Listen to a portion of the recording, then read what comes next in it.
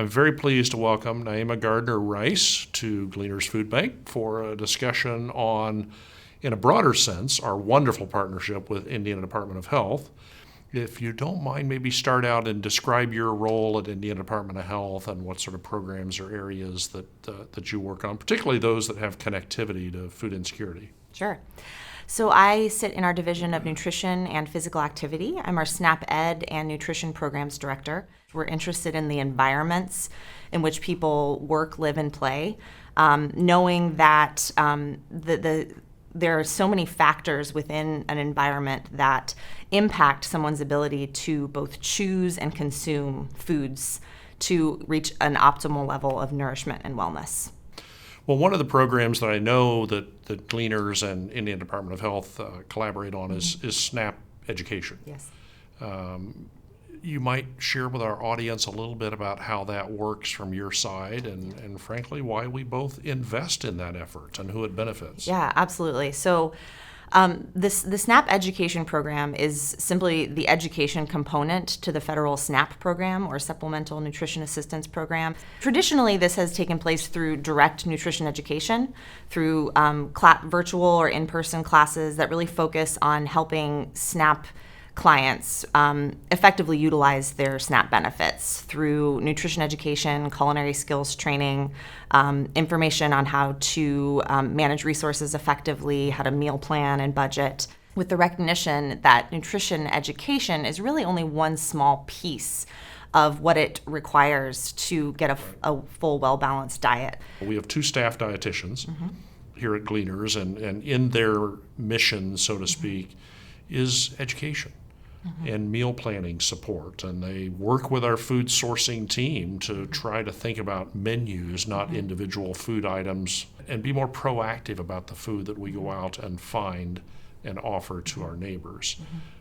Are there some other things that you might recommend that we think about or that you might want to comment on about? Something that we really try to impress upon the people that we fund through SNAP Ed, that the nutrition education component is important, but what's also important is to understand your community, the communities that you're serving, to elevate their concerns, to amplify their lived experiences, and to really use those to inform our strategies and our approaches. The food system is a complex organism with many moving parts, and a lot of different things have to be happening at the same time in tandem for us to really make measurable progress to alleviate food insecurity, and to see a more just food system, period. So we're really trying to engage with cross-sectoral partners that may seem non-traditional, really having conversations about racial equity and what that means in food systems, and really trying to get our partners that are working in the food and nutrition space to understand that we all have to continually be building those relationships across sectors if we're going to really start making measurable progress. And Gleaners Food Bank and our sister organizations across the state have enjoyed wonderful collaboration from Indiana Department of Health. I also want to mention another activity that we're getting started because I think it may intersect with some of the work that you're doing in those new areas too. Voice of Our Neighbor Project.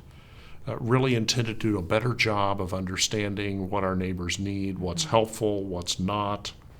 And I think you referred earlier that your agency is already doing some of that work. So maybe share what you're doing, but particularly from a perspective of how we might collaborate on that theme too. My two SNAP Ed coordinators at the Department of Health oversee our state's Nutrition Action Committee. It's called Indiana SNAC. And next year, we are going to be launching a series of listening sessions. We're partnering with the Indiana Minority Health Coalition, who have local affiliates embedded throughout the state. So it gives us an opportunity to really sort of partner with some local community leaders to really lead this process. We're going to fund and help with logistics, but we really want this to be a community-driven project. So over the course of 2022, we're planning on doing at least 10 to 15 listening sessions throughout the state, really kind of using this fundamental understanding that communities understand their own needs and their own barriers more than anyone else. And it's time to let them start defining what kind of programs and policies will benefit them. Well, I think attitudinally we're aligned. Yes. I want to close out with apologies, maybe not the easiest question. Okay. But the reality is that the 4 federal feeding programs, SNAP and WIC and the school meal program and the Emergency Food Assistance Program, or TFAP, are federal programs. Yeah. Is there anything you might add in terms of how we partner in really advocating for the best usability of these programs? Everything that my division does is funded through a federal grant, essentially. Right. So the funding mechanisms are essentially completely out of our control at the end of the day. So one thing that I talk to my team about all the time, and that really we should never not talk about, is just this idea of social determinants of health. Because really what we're doing here is we're subsidizing the ability of people to be paid substandard wages, right? What we need to understand that hunger is a function of poverty. Right. And public health professionals have got to kind of take a wider lens and sort of understand that nothing happens within a vacuum, and we've got to start really being a little bit more holistic and comprehensive when we design programming. If you stay siloed and only focus on nutrition or only focus on hunger, you're missing so many other pieces.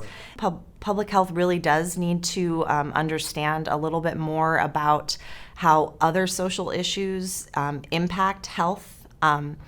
Hunger is certainly, the relationship between hunger and health is pretty well understood, but the relationship between low wages and lack of transportation and environmental injustice and racial inequity, those are less embedded in public health practices. So I think we need to kind of keep having those conversations and expand our idea of what traditional public health programming really looks like. And the other piece of it for us is really focusing on food systems. I think creating and sustaining local and regional food systems would ultimately, my vision would be, it would break our dependence on any sort of federal programming if we had robust local and regional food systems. You have affirmed at least 3 things about strategic priorities for us. One is deliberately aligning much closer to hospitals and healthcare providers. As we focus on the healthiest, most nutritious variety of food we can to positively affect the top 10 chronic health conditions, we're partnering with hospitals and insurance companies and others, because social determinants of health and interconnected challenges of poverty are, as you said, connected. The other is around the sourcing of the healthiest and nutritious foods. We just announced recently an Agri-Hub Solutions Center expansion of the Gleaners campus and activities, and that's very, very collaboration-based, and it's about solving challenges and barriers in the entire food supply chain, not just nonprofit activity. And state government, there's an expectation that we will grow our partnerships with state government agencies, including yours, as part of that solution. So you have hit right on the mark with things that are already part of our thinking.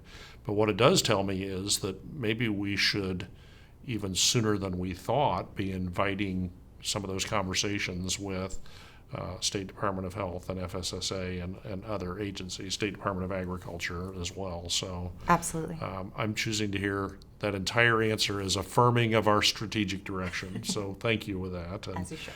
And I also want to thank you for being part of this series, and look forward to further dialogue. Yes, likewise. It's my pleasure.